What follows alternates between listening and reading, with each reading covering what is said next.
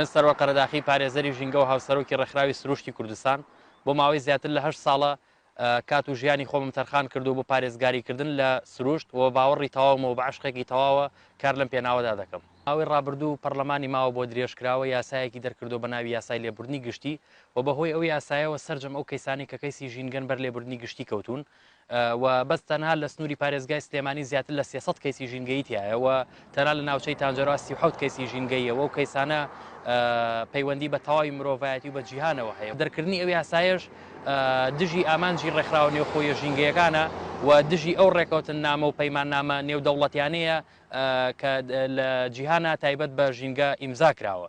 بۆیە من ئەمڕۆوەکو پارێزەرێکی ژینگە نیگەرانی و ناڕازایی خۆم دەرەبڕم دژی دەرکردنی ئەو یاسایە و ڕێگای نێوان دەربەندیخان بۆ سلێمانی کە 70 کیلۆمەترە بە پیادە ئەو ڕێگایە ئەبڕم و ئەگەر پێویست بکات ڕێگەی زۆر لەوە قورستر و درێژتریش دەبڕین تەنها لە پێناو گەیاندنی پەیامەکانی ژینگە.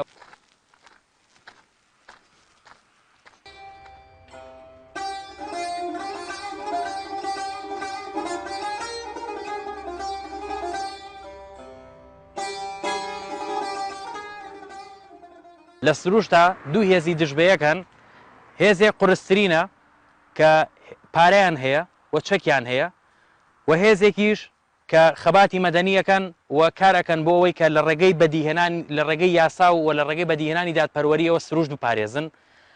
بەڵام لە باشووری کوردستانە حتممە و هێزیان قورسترە وەک لە دیمەنەکانی دەیبینن. ئێمە ئەمانەوێت ئەمە بەڕای گشتی بدەین و میوێنەیە بگوازینەوە لە پێناو گەیاندنی و پەیامە ژینگەیانی کە هەمانە.